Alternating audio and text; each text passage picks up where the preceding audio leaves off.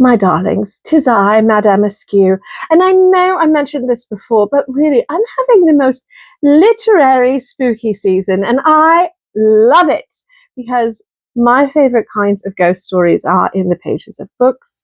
I love a gothic fantasy, a gothic mystery, a gothic romance. I'm not very good at the really scary horror and I'm kind of squeamish, but I like that little frisson down my spine and reading under the covers with, my torch and trying to read the book and also stay safe under a pillow and with my sweet felines and hope that the monster under the bed won't mystically arise and snatch me whilst I'm reading the book. But we are reading the most remarkable steampunk book this month for our book club, Dreadnaught by Cherie Priest. It's so good. And it is absolutely at the edge of what I can stand spooky-wise. It's so atmospheric and evocative, and it's just an incredible steampunk world. Cherie Priest is an amazing writer, and her skill with gothic horror is really top-notch. She terrifies me on the regular, but also she has a wonderful way of infusing her characters with this richness and depth that I am right there with them, urging them to survive and to run and to do the smart thing and to look around the corner rather than just blindly hurl themselves into the room, because I want them to live to the end. So I'm thrilled that we are going to be sitting down to discuss Dreadnaught, which is the second full book in her Clockwork Century series. There's a novella in between Bone Shaker and Dreadnaught called Clementine, if you can find it. It's a wonderful read as well. But we're jumping in to the next novel, into Dreadnaught.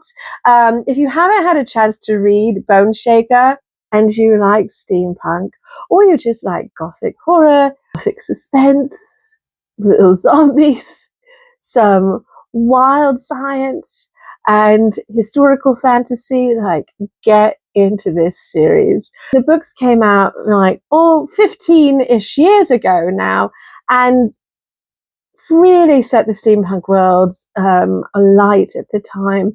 I don't hear people talking about Bone Shaker as often anymore, but I consider it a pinnacle steampunk read, and it's one that I routinely recommend to new readers to steampunk to see if that is their particular flavor. One of the joys of the steampunk genre is that it is not just one thing. It's so broad. That can be a bit overwhelming when you're first getting into it or you're looking for new books.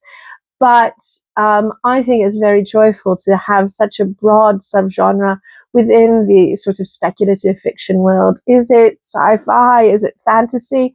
Why not both? Why choose, as the saying goes?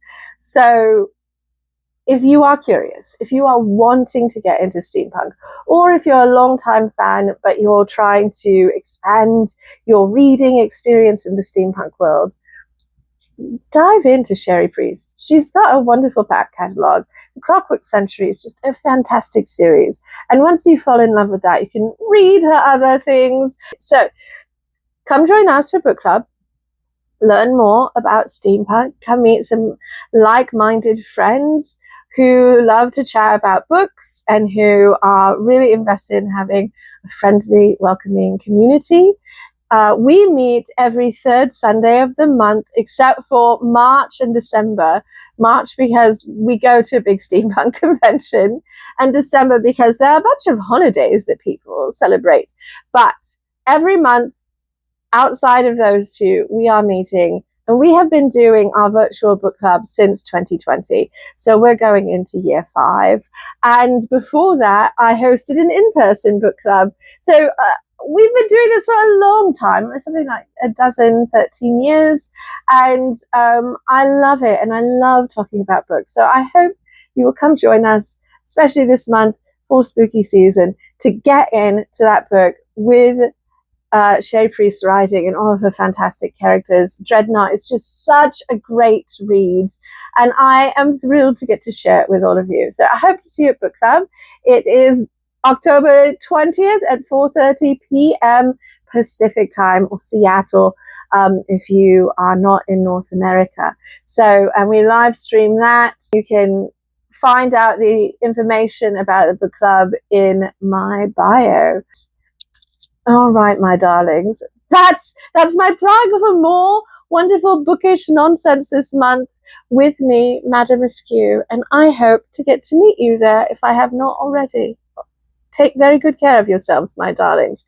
If you do not, then we can't discuss books and we cannot have tea together, and I will be bereft forever.